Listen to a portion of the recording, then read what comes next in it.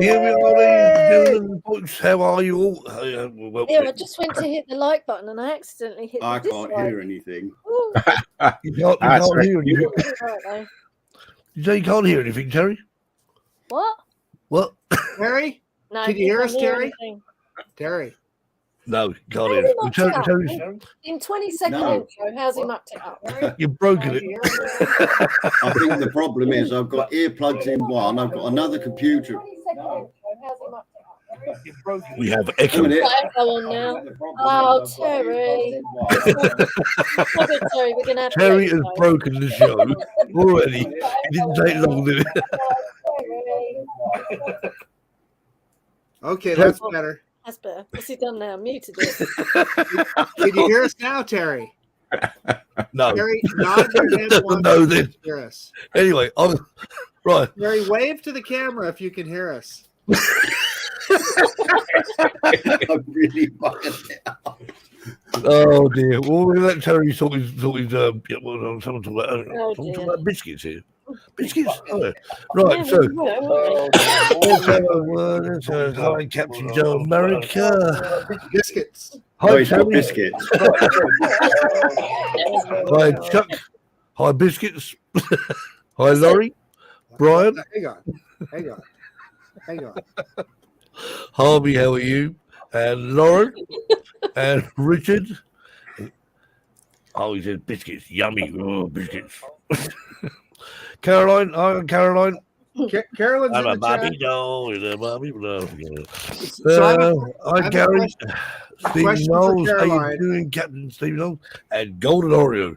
Caroline, are these the Good evening, same as biscuits. custard creams? I'm asking you. Golden Oreos, Caroline, aren't they the same as Golden custard creams? Oreos are they the same as custard creams? The family size pack. Can you hear me? I can No. hear you fine, mate. Yeah, We can hear you. We can't see you. I'll tell you what. I tell you what's happened.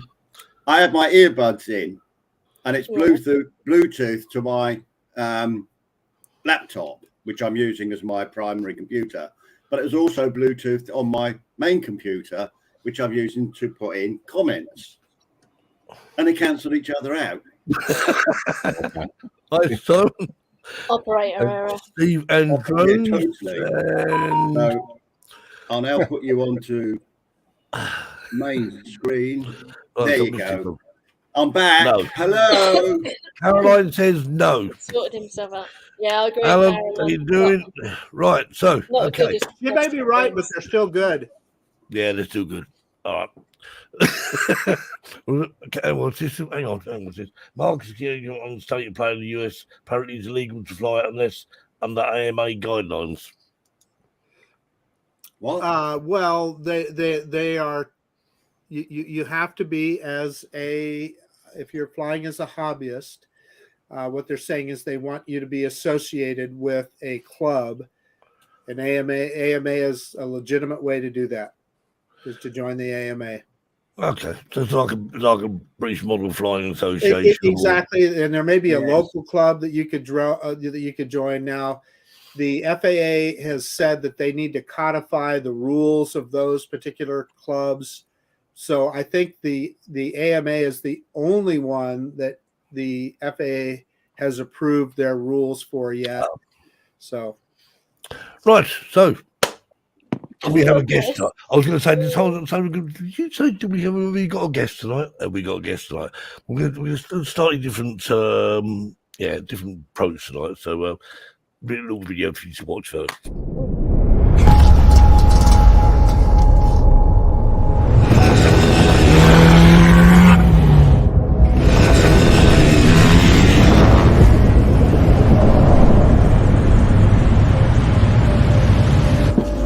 You see, everyone is searching for that next moment to capture and share to Instagram. And yet we sometimes forget to remember to slow down and embrace what's in front of us.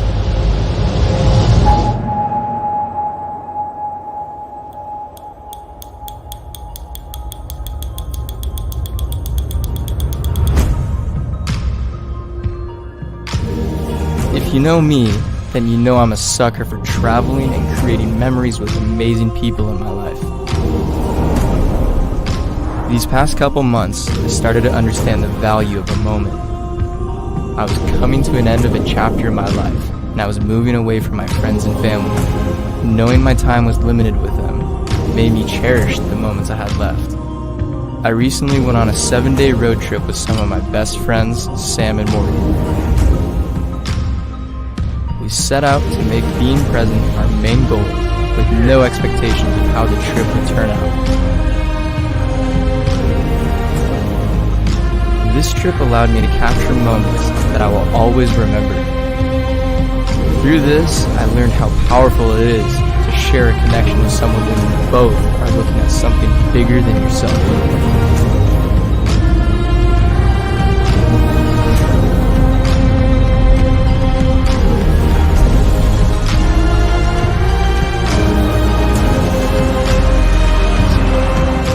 When you look back on moments like these, you wish you could go back and relive it all again.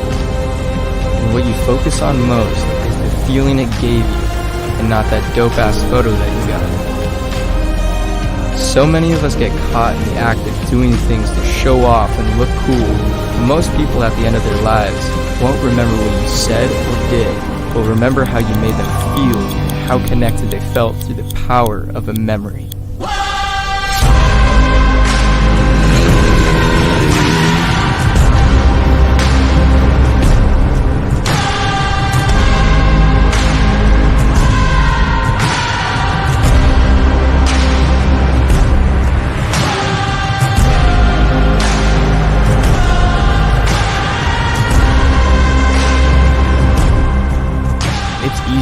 Caught up in wanting to see everything possible, but this trip showed me that slowing down and enjoying what's in front of me is all I needed to feel connected to the environment and people around me. Making this film and looking back on the memories I shared on this trip allowed me to understand the power of a memory.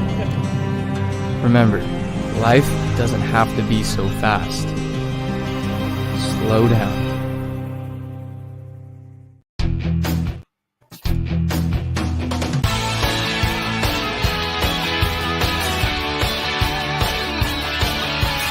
Let's welcome this week's Drone Seekers live show special guest.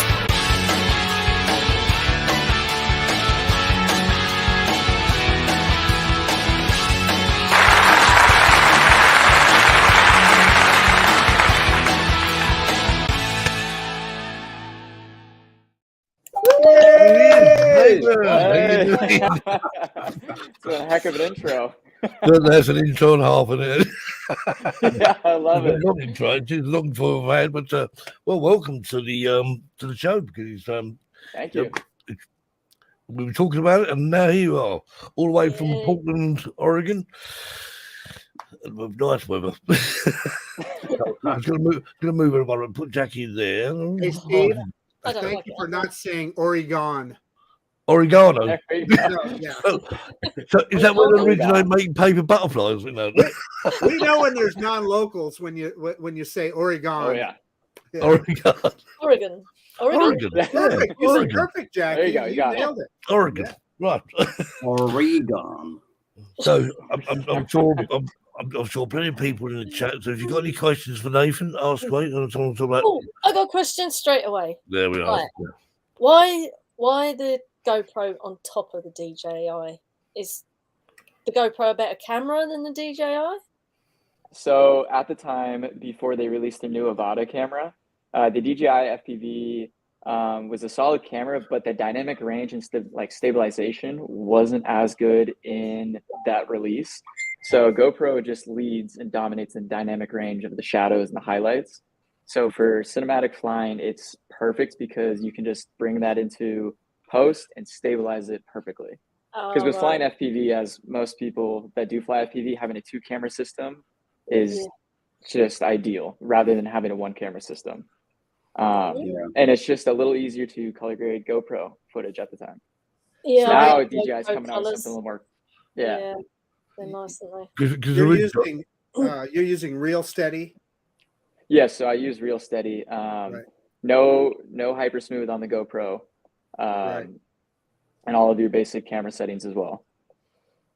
Yeah. Mm. So We should yeah. probably explain that for some of the people that maybe don't understand what Real Steady is, but and correct me if I'm wrong, Nathan. So what it does is it takes the metadata from the video file, the GPS data, etc., and Gyroflow. allows it to stabilize the footage post production.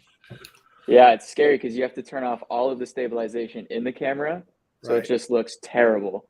And then you have to take a chance and believe it's going to work, because once you put it into Real Steady, I've just takes tried your- that with my Avata. yeah. So DJI just released their own version of Real Steady. But I don't know if DJI does it this way, but for GoPro and Real Steady, you have to record in a 4:3 aspect ratio to then stretch it to a 16:9. So it's like completely backwards. You just like, this looks 100% wrong. But when you put it in post, it just fixes it and it looks wonderful. So when you change it to 16:9, though, obviously you're cropping it. So you have to take that into account when you're flying, right? Yeah. Not necessarily. Like when you're in shape. yeah, so it looks a little funny, but once you put it into Real Steady, it does such an amazing job. And if you have the option to do your lens correction, kind of like the other things to kind of like fix the zoom, I drop it down to 1%, because then it gives me like the full frame of exactly what I recorded. If you bump it up to 50% or higher to like completely remove all like the vibration and the jitters, that's when it starts zooming in. And that's when if you would have to kind of like remember that you're going to lose like some on the top, some on the bottom, or on the right side of the frame. But if you drop to 1, you can pretty much get the entire frame back, which is pretty cool. Good question here from Chuck. He wants to know, Nathan, what's your background? Did you study photography? How did you learn? That's about 3 questions there. I guess the first one, my background is, believe it or not, I was an accounting major in college. I did nothing with video, photo, drones at all until about 3 years ago. And then I got this crazy idea I was going to make videos for rappers. And that was going to be it. So I dropped out and took a chance, and it failed miserably, and it did not pan out the way I thought. Rappers, you're horrible. Yeah, that's about what I thought. I was like, okay, maybe it's time to go back to school and figure that one out. But then a winery took a chance on me, and I started doing all their video and marketing for them for 2 years. And then from there, I just kind of started practicing the art of video. Still never did anything with FPV till about a year ago. And that's when I took a chance, quit my job, and got a wild hair up my butt. And I was like, I'm moving to Bali, Indonesia, and took a chance there. And that's actually when I really started flying FPV. So I've only really been doing it full time in the cinematic aspect for about a year now. But I've just been doing it like every day. Really hate it. Well, given I do fly, or when I was younger, from 8 to 13, I lived on a farm growing up, and we had some land, and we flew RC helicopters and planes. So I did that for a little bit and started competing. But then I realized, as a 13-year-old, none of my friends were doing this, and it was only people that were in their 50s. And for me, it didn't seem that fun for me, because everyone was talking to me about like business and stuff like that, and I like in la la land. So I had no idea what was going on. So I was like, I'm gonna go play sports like the rest of my friends. So I completely dropped it, and then didn't do anything with that till about 3 years ago when my dad had a drone. Kept the skills, I guess. Yeah, they're embedded into my brain. Just muscle memory at that point. Oh, so what quads do you fly? So I started on a rotor right Cinewoop, and I had no idea what I was doing with that. I tried building my own, failed miserably, as I think most people fail if they're first starting. I said, screw it. And then I went to go buy a pre-built one because I didn't know what I was doing. That's when I had the Cinewoop, flew it for 3 months, and then tanked it into a river. And I spent 3 hours looking for it.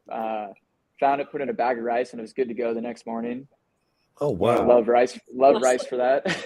Yeah, well, this is what I've heard. I mean, when someone first told me, I thought put it in a bag of rice. I thought it'd probably be leg. No, Sucks all it's the true. moisture out, doesn't It it? takes the moisture out. Yeah, it's great. I still fly it today. That Cinemoop, I still fly it. It still works. Has the original DJI FPV system on it. Oh wow!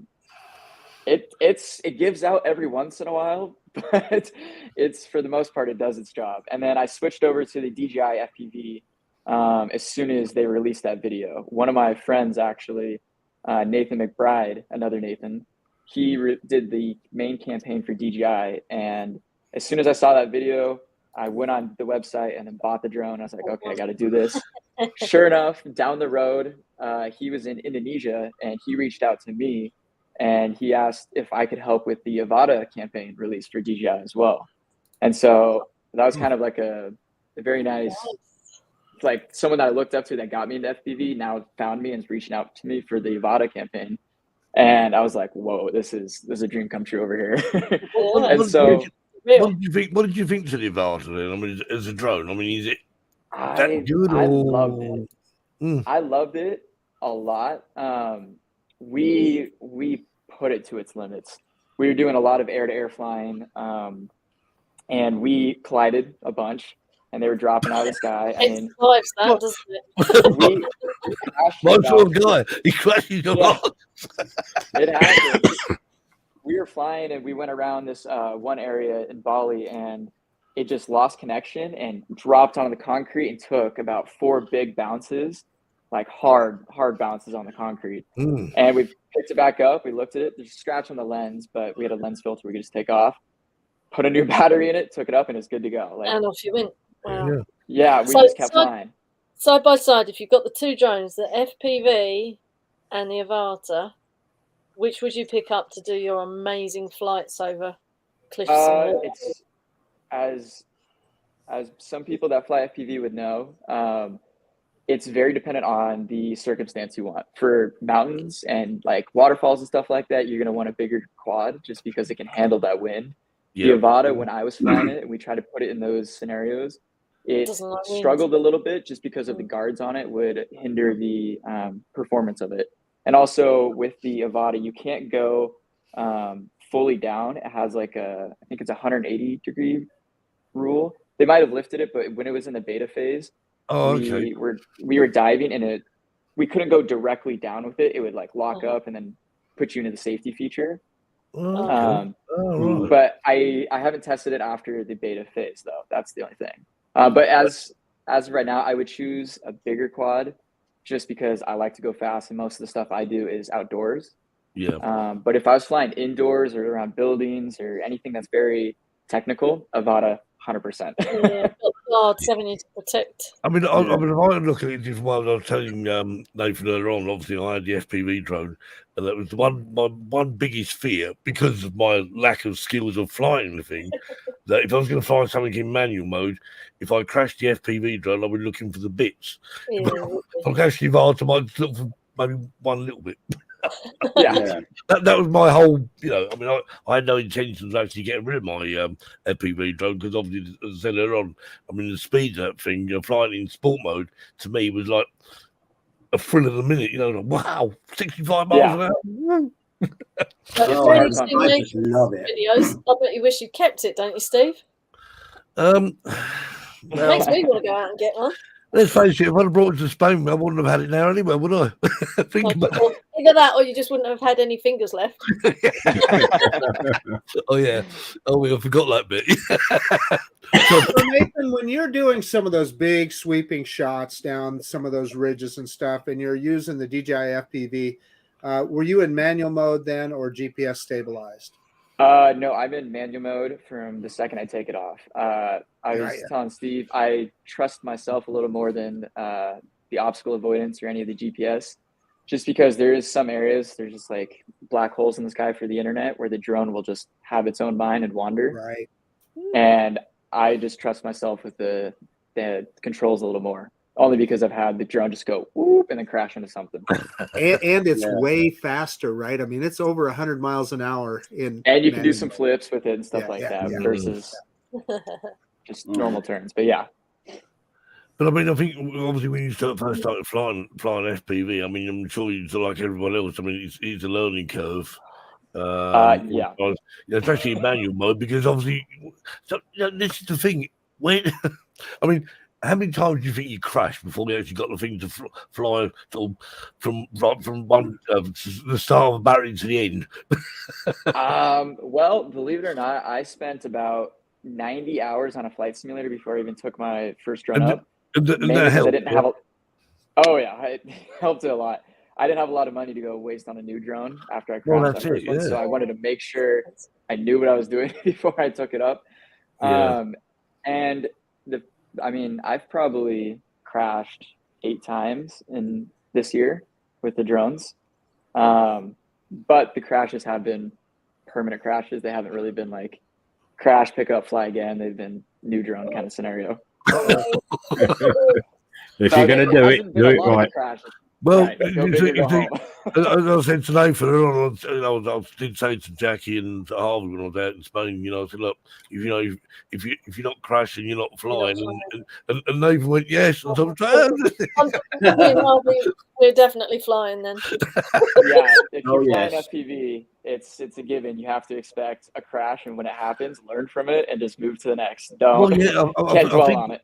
I think it's a case of that, when you're flying these sort of drones, you're trying to, even as someone as unexperienced as me, you're still trying to, you've got to push it to the limit, because if you don't, how are you going to move forward?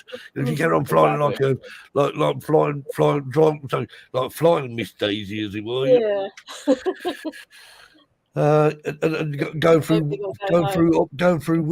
When you first go through windows, you're flying through and you think, oh, right, slowly does it. But after a while, you've got to get to the stage where you think, what the hell? And you either make it or you don't. That's it. We'll talk about building your own drones earlier on. You said about building your own drones. I mean, Simon said that his first one he built was, wasn't so clever. Caroline said she made her first one, did work, but it was rubbish, supposedly. But it's all about a learning curve, isn't it? So it's hard. Yeah. Right. So let's have another look at a video. So what should we have? Well, this is FPV in Thailand. How about that one? Let's go.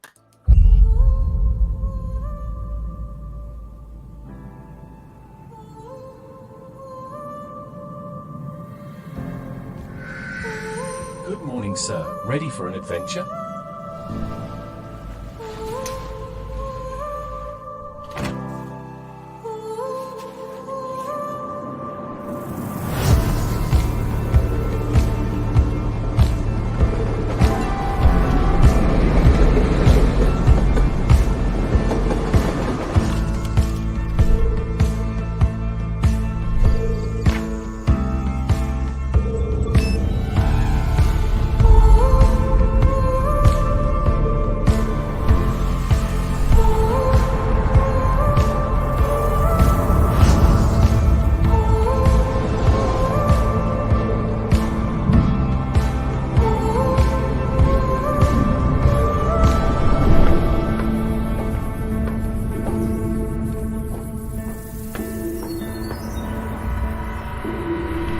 Where are we going?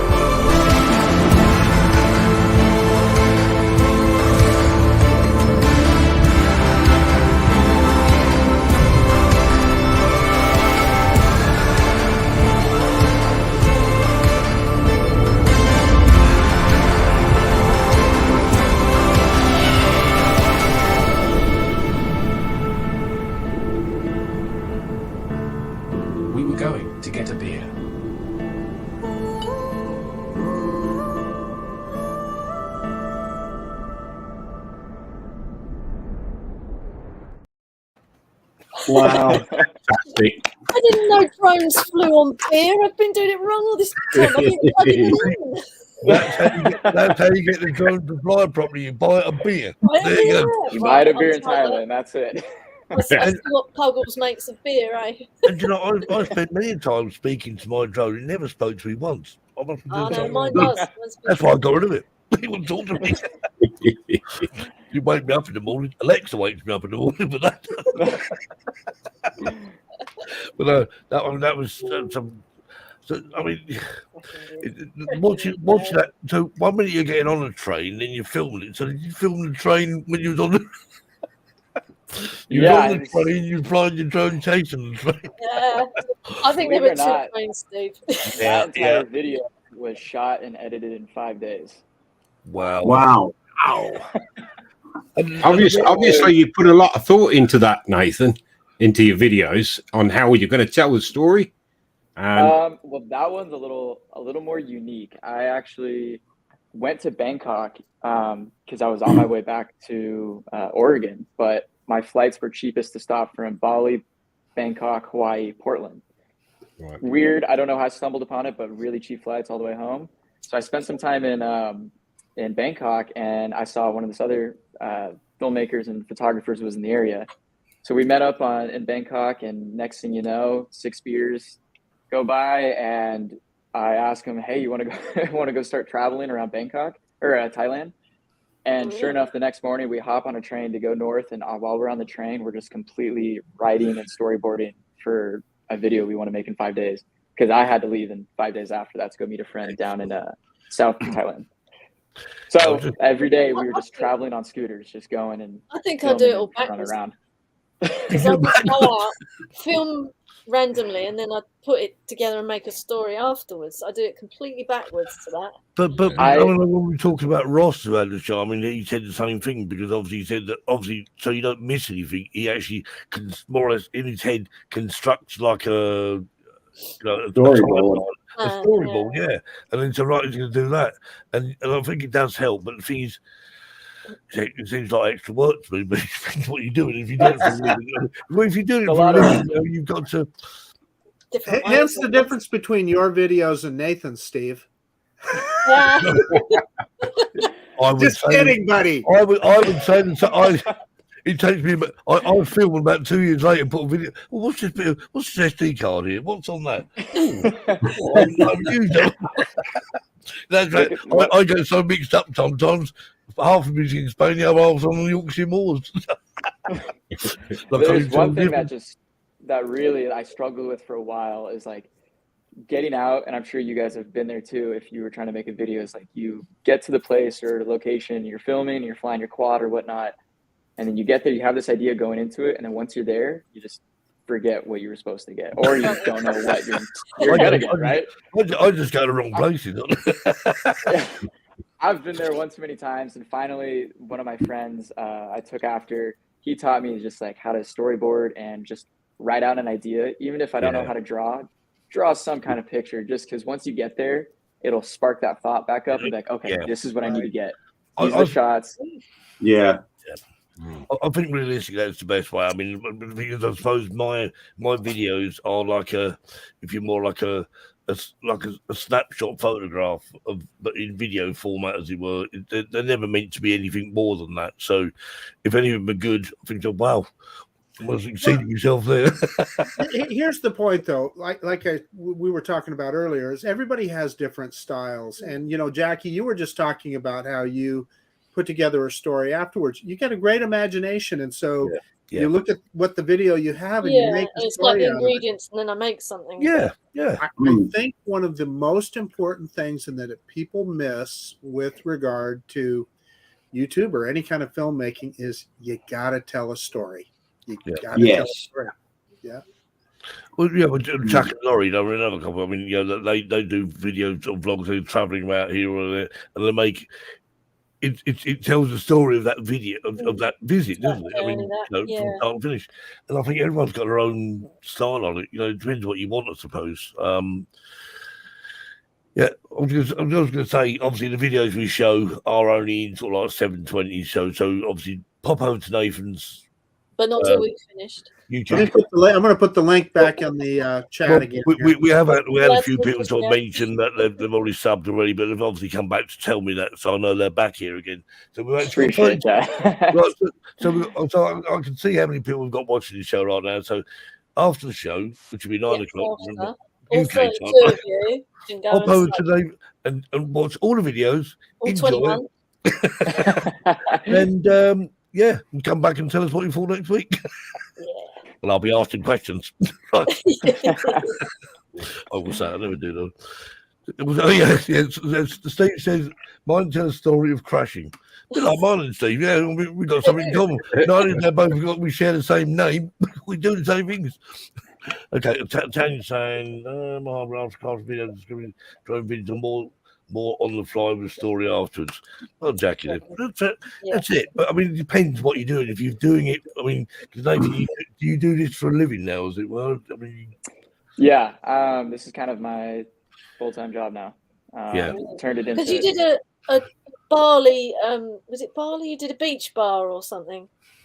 Yeah, that so that was a great That's a Yeah. great video. Oh I yeah. couldn't find Ah. this one, so Yeah. that I guess you were paid to do that one, yeah.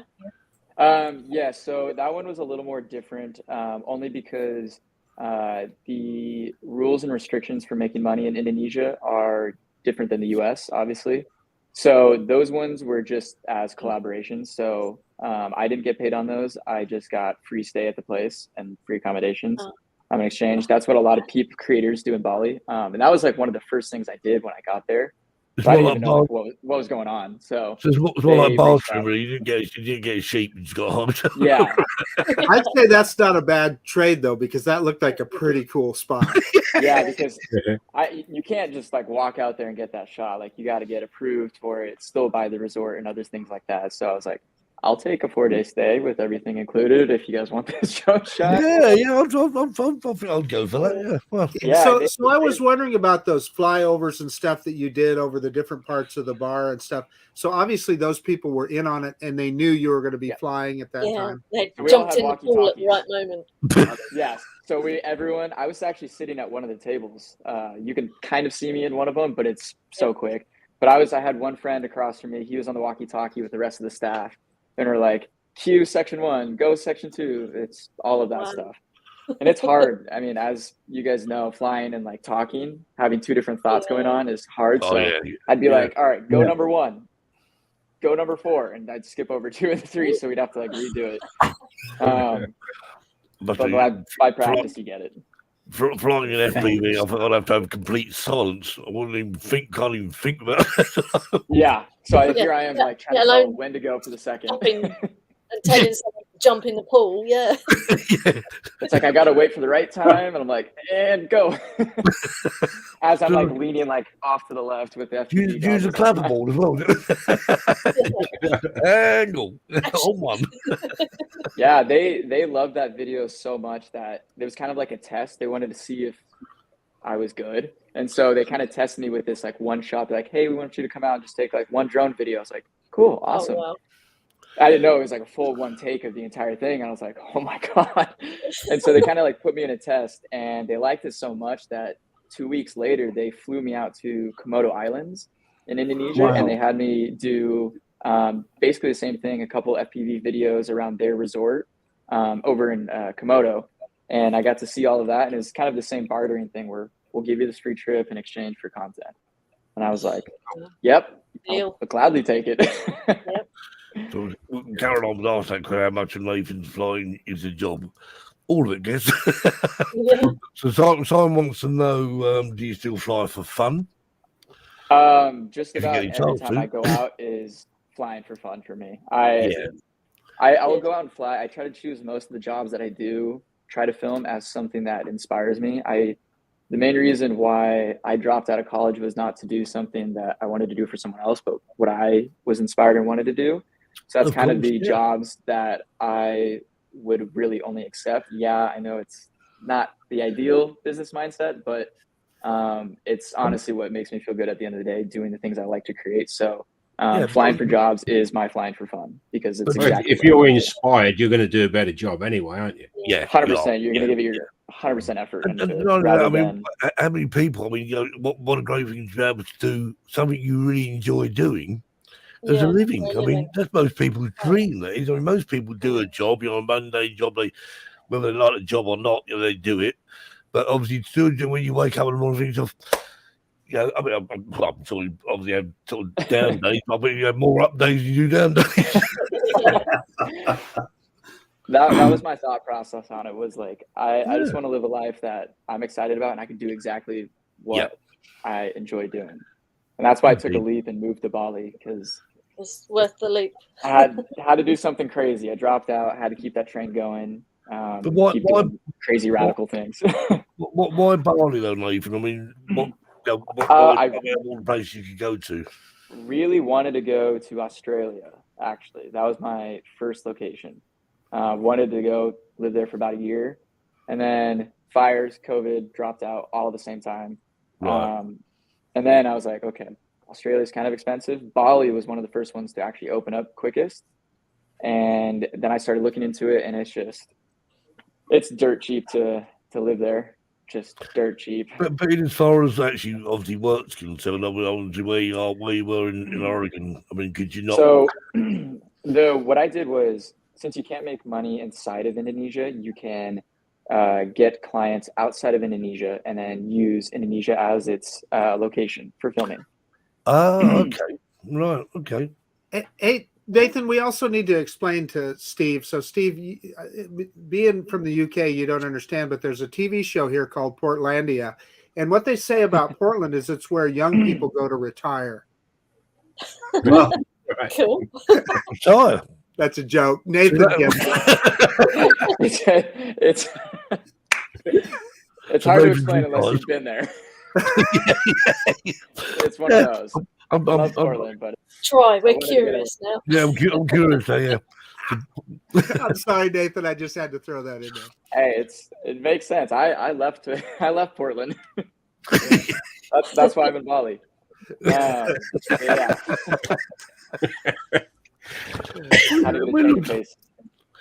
I'm gonna have to read all about Portland now, aren't I? I'm gonna have to Google that. Good. Just, I'll tell you what. Look up a TV show called Portlandia. Okay. It's really funny. You'll love it. I'll take it. Is it like a series? Then is it like a like? It is. Yeah, I think. What was it on? Comedy Central. It was one of those channels. Anyway. Yeah. You're gonna have to look that up. we got. I don't want to get too far down that rabbit hole. But I just had to throw it in there. That's not a video then. I'd love to be paid to fly, of course. If I was, Nathan would be out of a job. Oh, well done, Caroline. I would love to see it. We can fly together. Do you want to see one of Caroline's videos? Should we? Yes. Oh, show the bar. Oh, heck yeah. Cue it up, Steve. No, you'll love this.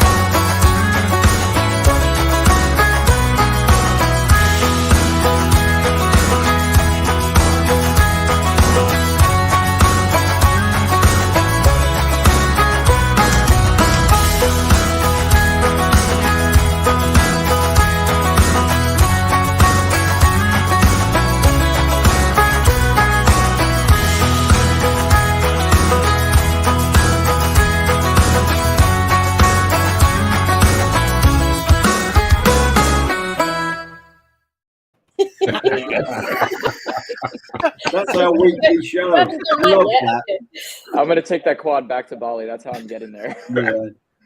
Oh, dear. There you go. We just keep it on there now. Every time Caroline says we just show the video. We always put that. It's our weekly thing now. It's almost like joke of the week, isn't it? It is. I love how quickly you had that ready to go. Was it this? There you go. Right, let's find another video. Have you got that bar one queued up, Steve? That's pretty cool. Nathan? What, I'm what, gonna what, ask do you you a remember question. called? Which one? I think I have. Is it Terry's got a question. Terry's got a question, Terry. Steve. Terry? Terry? What distance do you get out of your FPV, Nathan? Because you seem to get quite a distance. Because I don't get out of mine. I put the extenders on the goggles that I have. Uh-huh. They're meant for longer range, but it's very dependent. If you have a building, tree, mountain, rocks, whatever is in your way, it's going to limit everything. So it's best to position yourself as high as you can in the area that you have, and then fly down from there. So it kind of like spreads over everything. But it's so hard to give a distance on how far it goes. But the thing is, well, Terry, I've never really tracked it. No, I don't particularly want distance, but sometimes, like we were flying at an old mining village, and want distance. You get behind a wall or something, and you lose signal completely. You can't. That's just because of the material that's in it, the magnetic interference. Yeah, whatever's in the ground does have a lot to play with the connection of the drone and the range it gets. It is funny with drones how quickly you can lose a signal from one being full strength to nothing. Yeah, and then you lose confidence a bit, don't you? And well, you do. But when we flew over the lakes and stuff, it's been brilliant. No problems whatsoever. But of course, in the UK and Europe, Nathan, we're obviously restricted to signal strength as well. You were the FCC sort of power strengths, whereas in the UK, it's probably a lot less. It is literally, I don't know how many times. I don't know, about 20 times less of power. At least, isn't it? Yes. I bought a drone in Indonesia, an FPV DJI one, just because my other one got fried from the salt water and caught on fire, but that's a different story. But I bought a new one. I bought a new one in Indonesia, and I took it up, and I took it maybe 50 feet away from me, and it went around just like a rock, like out in the ocean, and just immediate disconnect, and it was gone. And I was wondering, like, why is that? And it was because of the same thing you're saying, the local regulations. Mode. So I had to bring it back to the US and unlock it, and then get it back to the US flight. So it's worth changing the antenna. It's well worth changing the antenna. I think so. I think anything to actually. I mean, I know, Jackie, when you had your Spark, you had like a little parabolic signal reflector. That's right. Yeah, and that did do something. It did work. Yeah, it does work because obviously what it's doing, instead of the beam sort of going out like that, it's focusing. Yeah. Did you change all 4 aerials or just the 2 transmit? So mainly the only thing I did for the DJI FPV was just solely in the goggles, and it was just switching the antennas and keeping them on. That's about all I did. I would change the gigahertz depending on where I was flying. But that was dependent if it was like more landscape or like near more city antennas. That would be the only thing that I would change. Other than that, so you'd change all 4. You'd change all 4 depending on your situation. Okay. Yeah.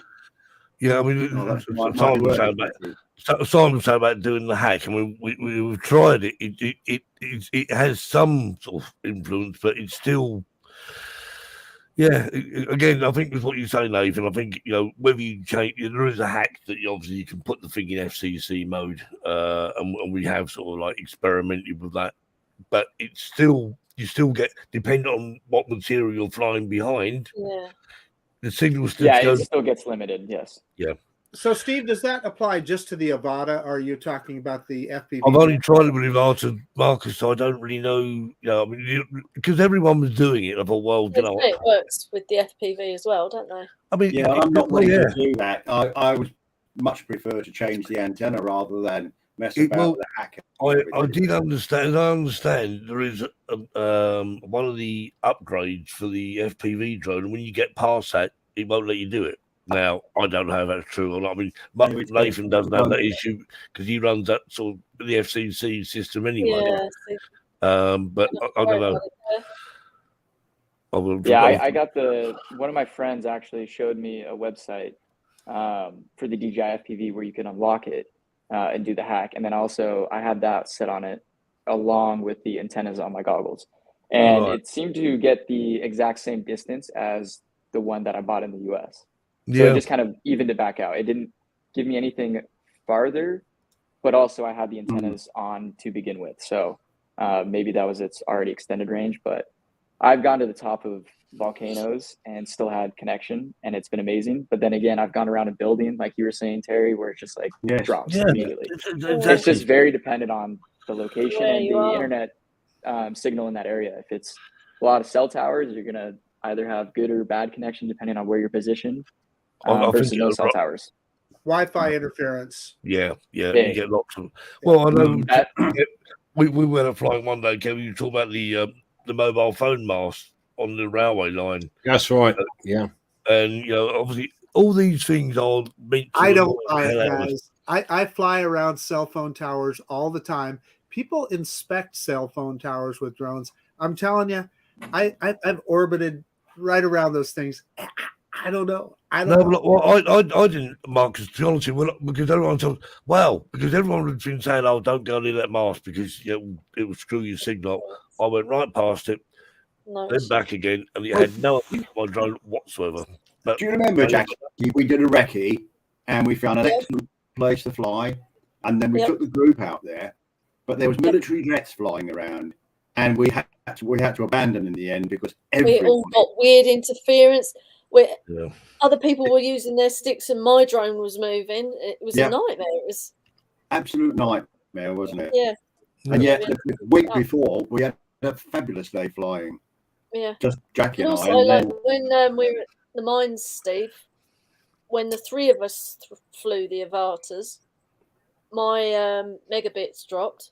But when I flew it on my own, full at 50. So. Well, that's right. I mean, the conversation I was having, I think, because the problem is sometimes. I mean, I think it was Simon saying to us, someone was saying to me about this, talking about the signals, and saying, but basically, I think it's sometimes, especially in auto, you're all trying to grab the same piece, and if three of you flying, it can be a little bit. Yeah, that's it. So listen, that is absolutely true. I've been at drone meetups where we've had group flies where up to 10 people or more flying their camera drones all at the same time, and it does tend to affect people. Now, I've never seen what you experienced, Jackie, where someone else was moving my drone.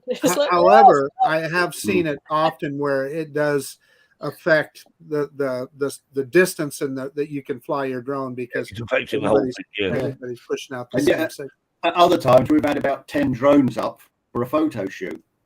Yeah. And it's so different, and they're all fine, weren't they? No problems whatsoever. Right. It's what's over here. This one's the FPV in Indonesia. Okay. Yes. There we go.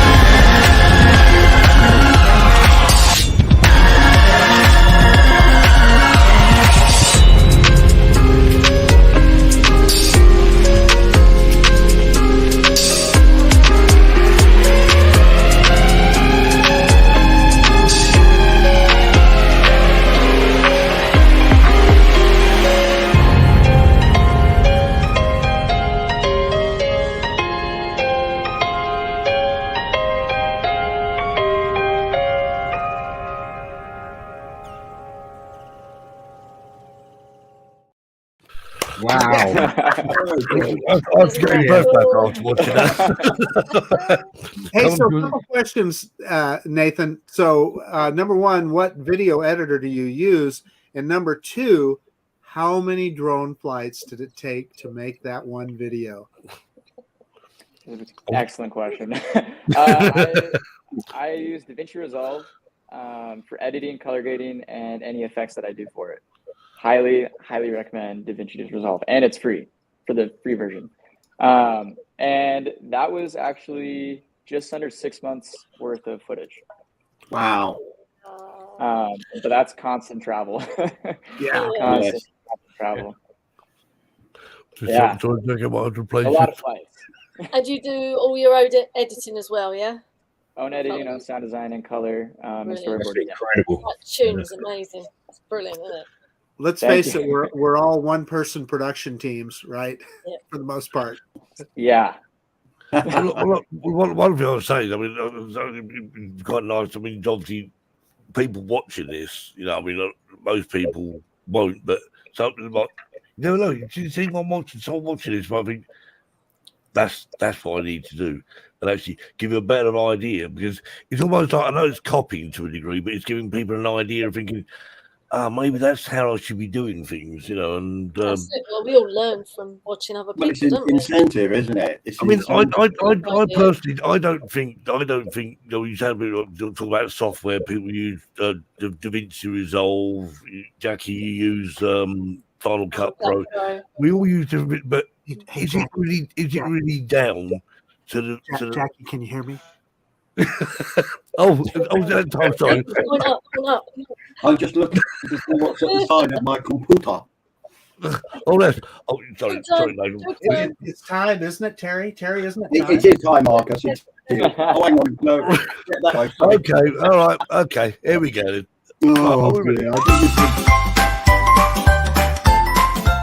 And now it's time for Terry's Joke of the Week.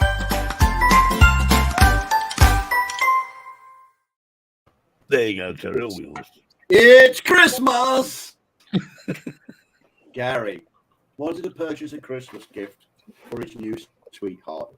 They hadn't been going out together for very long. So after careful consideration, he decided that a pair of gloves would be most appropriate.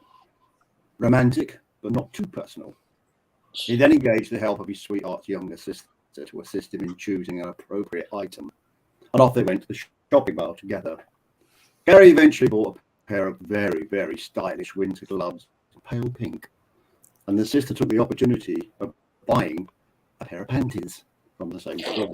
However, you know this is coming, don't you? However, during the wrapping process, the sister mixed up the two items. Sister got the gloves, sweetheart got the panties. Without thinking to check the contents, Gary sealed the package and sent it to his sweetheart with the following note. I chose these because I noticed that you are not in the habit of wearing any when we go out in the evening. If it had not been for your sister, I would have chosen the long ones with buttons down the side. But she wears short ones that are easier to remove. These are a delectable shade, but the lady I bought them from showed me a pair she had been wearing for the past 3 weeks, and they were hard and sorry.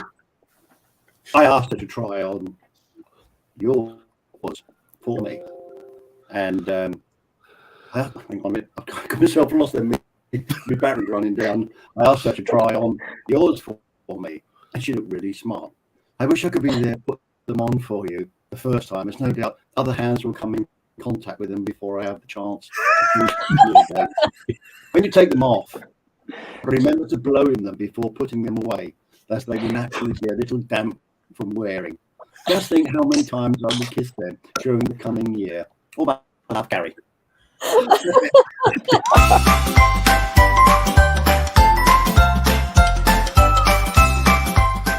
Terry's Joke of the Week. Oh dear, that was close. Did you like that, Caroline? Caroline came for joking. Yeah, Laurie liked it, so that's fine. Just a joke in order. Caroline's still sitting on the fence with one. She's still thinking about that one, isn't she? Elaine likes it. Brian likes it. Laurie likes it. Yeah. Caroline. Caroline's like the official judge. Yeah. If Caroline doesn't get She likes it. I always get a good result from Caroline. Yeah, she loves it. And you, Caroline. We can live another week now. We can breathe another week for the joke system. As long as Caroline likes them, that's it. It's all good. All good in the world. Right, where was we? I don't know. What was we talking about? Anything? Nothing? No, okay.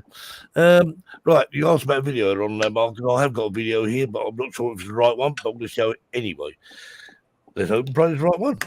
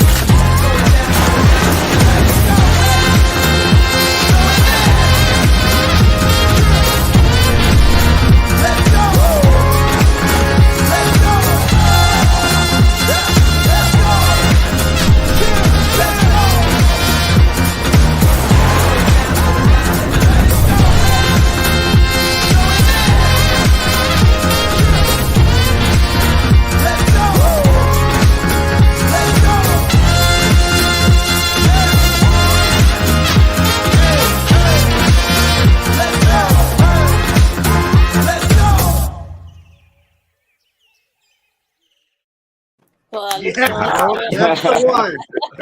I was hoping it was the right one. I thought it was got to be. It's got to be the right one. Yeah, I mean that's I just love these. You know, what makes it so, I suppose, so special when you go through. You know, when you're flying out in the sky, you know, it's one thing, but going through buildings and whatever near people, it always looks like it's lots of near misses. I mean, it's always planned, but it doesn't from the outside of people watching the video thinking, "Oh, that was close." Yeah. I bet we don't come close if I tried it. Got him.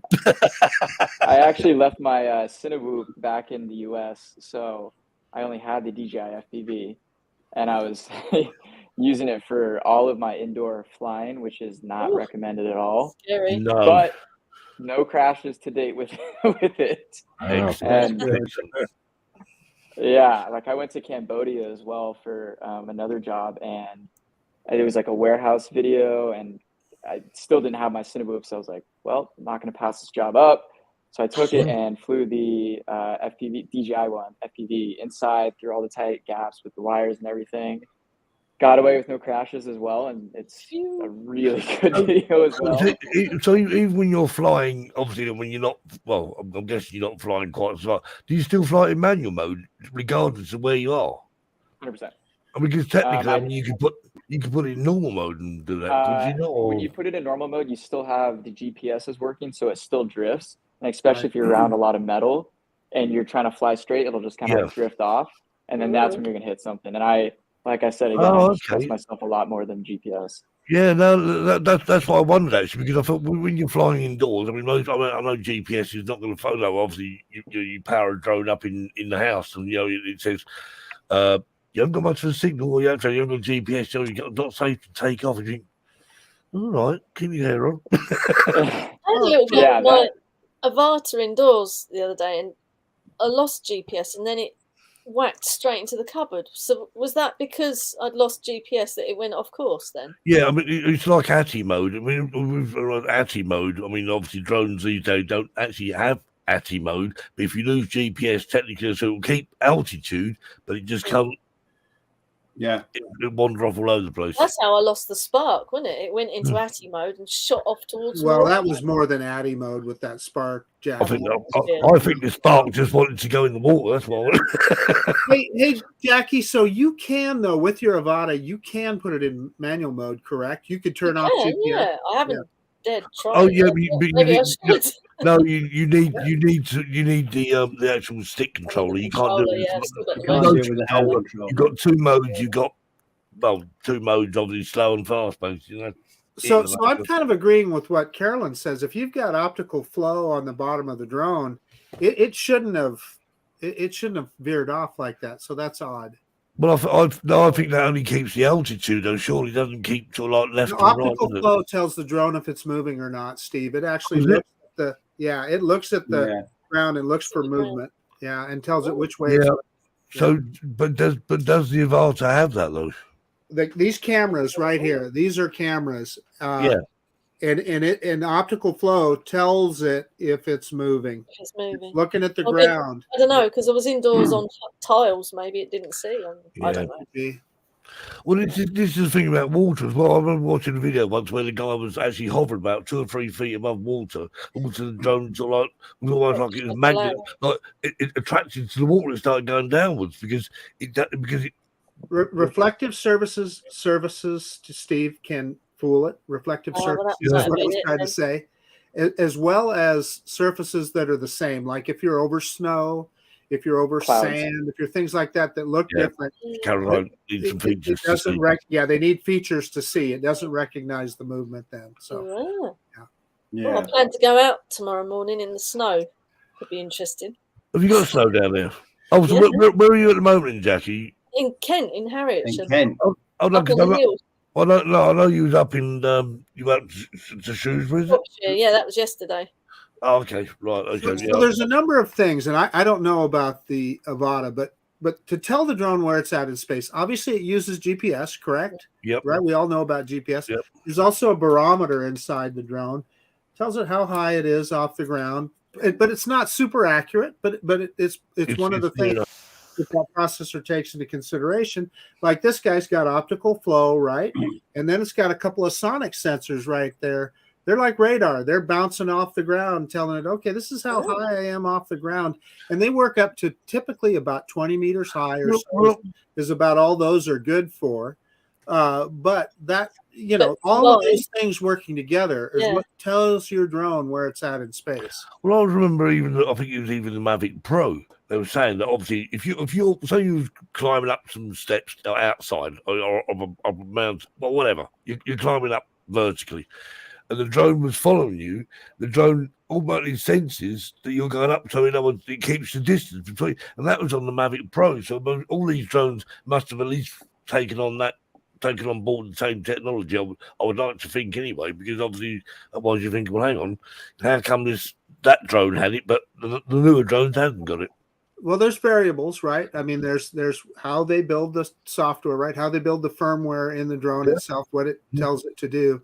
And there's different kinds of sensors. There's these sonic sensors like this guy has. There's time of flight sensors that are basically the same thing, only they're infrared, bouncing a light wave off the ground. And then the optical flow that tells the drone, okay, am I moving around? What am I doing? And I don't know, the FPV drone, Nathan, and the Avata, I'm not familiar with how many of those kind of sensors they have, but anyway, it's all part of it. Was Caroline. Yeah, it's strange, but I mean, was it somewhere in the tub inside? Yeah. It was inside because I looked out and worked on someone that was sitting out the bar on there. It was inside. So 33 degrees, so it's not cold in Australia. But the point of it is like what Nathan's doing. It's the sticks. He's telling that drone how far he's controlling it. Yeah. Well, exactly. If you're not relying on any of those controls, if you're just controlling the height of it with one stick and whatever with the other stick, you have complete control. Because otherwise, if you let go of the controls, that drone's going to go fish, isn't it? It's going to hit the ground. So that is the good thing about learning to. I mean, that literally is like learning to fly a drone manually, like we drive our cars almost.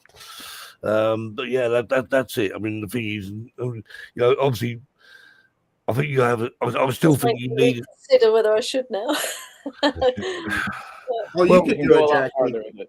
I think really, Jackie, as Nathan said, I mean, yeah, you're going to crash at some stage anyway. But the thing is, we've proved the Avata can handle a crash or 10. But I've got a question for Nathan. So, for instance, somebody like Jackie that, hey, mate, she's never tried manual mode, or Steve the same way with their Avatas, they may want to try it.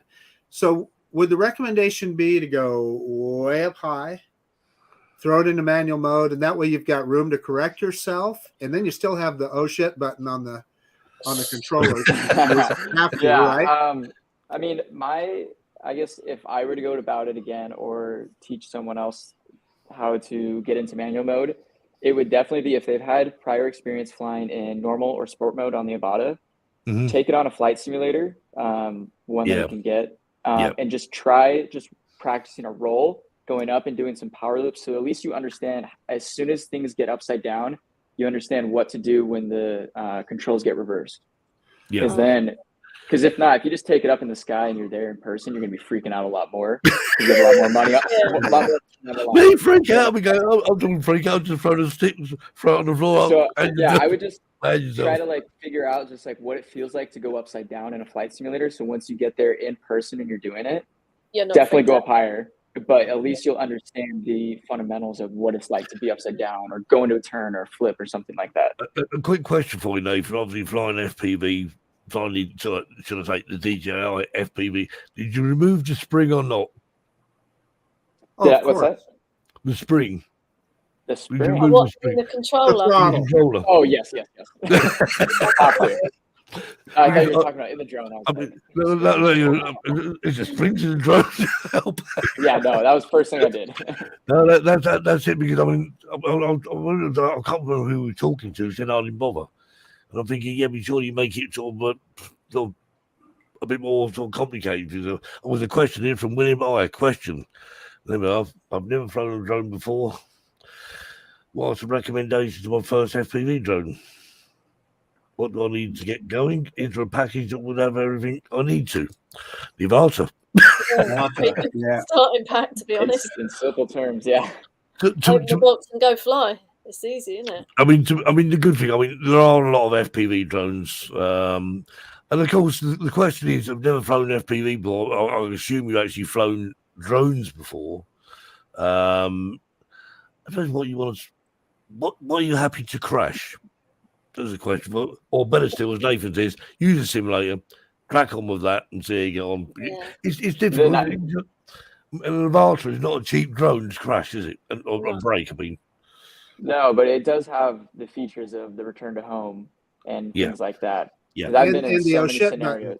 The oh shit button is a big one. I've been in so many scenarios with my FPV where I was flying down a cliff, an immediate cutout, and if it was not a DJI drone, it would have been gone forever.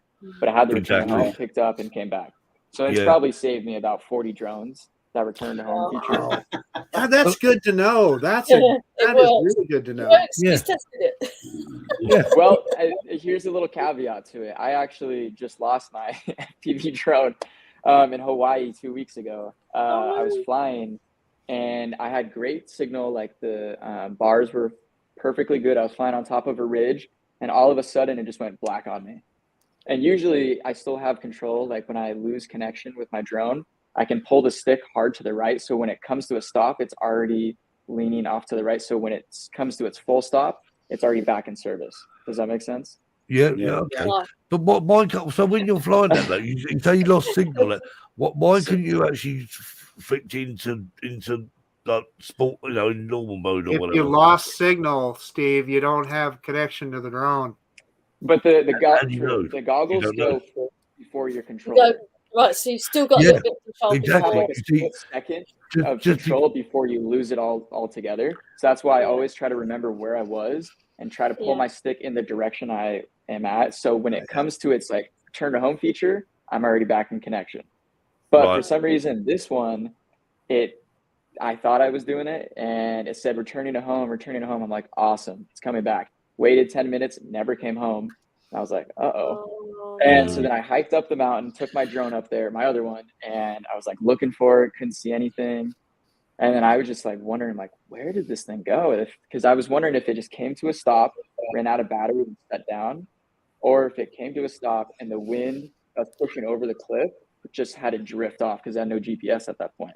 Right. Or if it was just a simple flyaway. So 3 different options. I spent 2 days looking for it. There's a perfectly good FPV drone and GoPro 11 up in Hawaii. Anyway, I forgot about the GoPro. And that is the downside of putting a GoPro on. If you lose that, you're going to lose your GoPro as well. Yeah. But so that's kind of it saved me 40 crashes, but the final one, I lost my drone due to the thing that that it was saving me for all this time. Have you got a replacement now? So I had one of my friends building me a freestyle drone with the new 03 system from DJI. Oh, there you go. All right. I'm still going to strap a GoPro on top of it, but I'm going to be testing both cameras to see which one I like a little more, and so I can have the 2-camera system.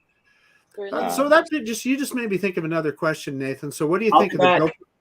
What do you think of the GoPro Mini now? And then what's the flat version? I can't remember what they call it. The Bones. Yeah, the Bones. That's right. I've tried the Mini. Haven't tried the Bones yet, just because you have to route the power from somewhere. Oh, that's right. I don't necessarily want to spend the time to do that. I'd rather just have a easy pack, go fly on there and go. But I think it's one of the biggest cheat codes you can get for the DJI FPV is strapping a GoPro on top. And the Mini is the perfect width to sit right on that roll cage on top of the Avata. So for anyone that has an Avata that wants to get into cinematic flying, that is a little over the way DJI cameras look, the Mini is by far the best solution for it. Because you can get into tight places that the DJI or 5-inch quads can't get into. Obviously the Cinewhoops can, but if you wanted to have that safety feature of the return to home, the Avata is the route for that. So when I was testing it and flying the Avata for the campaign, that's one of the biggest things that I was thinking about every day of flying. I'm like, if I put a Mini on this, it would be amazing. It would be the right width. It would be barely any weight added to it. And the stabilization and dynamic range that GoPro has is just unbeatable.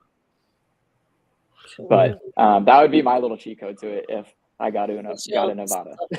Yeah. Strap a Mini on top of it. Right, so the time's gone tonight. Actually, it's actually flown past me. It has. It's been the longest show ever. This one, flown past with the GoPro on top. But it's that's the thing. You get an interesting subject going. It's hard to let go, but all good things must come to an end. All come to an end. So anyway, Nathan. That's what I said to my drone. Wait a minute. I thought your drone spoke to you. Yeah, that one did. It did. It said, see you later. should have stuck the mobile phone to you and said, hey, Nathan, I'm over here, mate. No, over here, mate. Now come over again. Like I'm going on my own adventure. Yeah. Is there any bars up near where it's flying? Because maybe we can find it in the bar somewhere. Anyway. Probably hanging out one in Hawaii. Thanks ever so much. So everyone's still watching. If you haven't done so, right? Yep. You can now go and watch his channel. Go over to Nathan's and spend the Thank next you guys.